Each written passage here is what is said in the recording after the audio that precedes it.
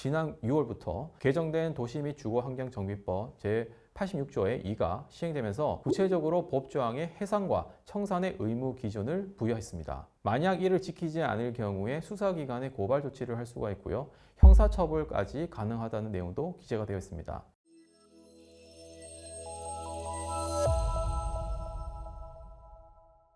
안녕하세요. 부동산 전문 김민중 변호사입니다. 국토교통부에 따르면 아파트를 다 지었지만 수년째 조합을 청산하지 않는 재개발 재건축 조합이 전국에 122곳이나 된다고 합니다. 조합이 준공을 완료했지만 조합을 청산하지는 못한 것이죠. 조합원들을 열받게 하는 것은 미청산 조합의 조합장과 청산인 대표들이 평균 4,500만 원의 연봉을 받고 있다는 사실입니다.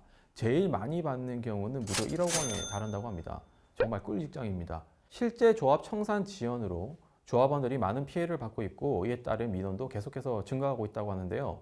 이번 컨텐츠에서는 관련 법령이 어떤지 자세히 살펴보겠습니다. 일단 재개발 재건축 조합은 준공 후에 이전 고시를 완료하면 조합 변동 신고를 해야 됩니다. 변동 신고를 통해 해산하고 이후 남은 권리 관계에 대한 청산 절차를 밟아서 조합원들에게 청산금을 지급하면 끝나는 것이죠. 물론 상황에 따라서 시공사와의 분쟁이나 여러 소송 때문에 해산과 청산이 지연될 수도 있는데 준공이 완료된 지 10년에서 15년이나 됐음에도 불구하고 아직도 청산을 못하고 있는 것이 이해하기가 힘든 것입니다.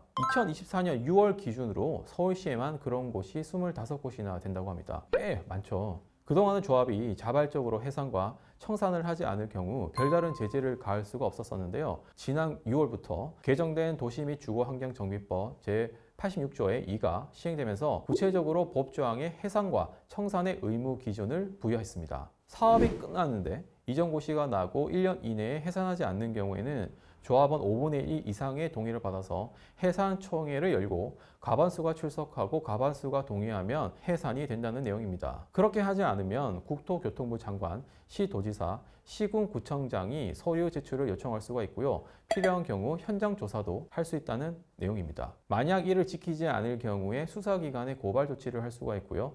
형사처벌까지 가능하다는 내용도 기재가 되어 있습니다. 만약 일부러 사업 청산을 지연시키면서 급여나 청여금을 받아가거나 조합의 남은 수익을 횡령하는 경우에는 업무상 횡령이나 배임이 되기 때문에 당연히 형사처벌을 받게 되겠죠. 그런데 이전 고시까지 다 끝났는데 해산도 하지 않고 청산도 하지 않을 때 아무것도 하지 않는다면 이전에는 형사 책임을 물을 수는 없었던 것입니다. 그래서 최근 전국 최초로 서초구에서 아파트 준공 이후에도 청산하지 않고 법령을 어기는 조합을 대상으로 직권 개입에 나선다고 합니다. 자치구에서 미청산 조합에 대한 관리 감독 권한이 주어졌기 때문에 이러한 개입이 가능하게 된 것입니다. 구청에서는 미청산 조합을 관심, 주의, 심각 단계로 구분하고 조합이 정상화될 때까지 단계별로 관리한다는 방침이라고 합니다. 그동안 조합이 해산 때까지는 정부, 지자체의 관리 감독을 받았지만 청산 절차로 넘어가면 법원에게 관리 감독 권한이 넘어가기 때문에 관리의 사각지대처럼 되어 있었습니다. 잔여 조합 업무를 받은 청산인이 고의로 청산 절차를 지연시키면서 장기간 임금, 상여금을 받아가거나 세금, 채권 추심 변제 등을 위해서 남겨둔 유보금을 횡령하기도 했었습니다. 사실 피해를 보고 있는 조합원 입장에서는 문제 제기를 해도 문제 해결이 힘들 수가 있습니다. 해당 분쟁과 관련해서 문제가 발생하시는 분들은 연락을 주시면 도움을 드릴 수 있도록 하겠습니다.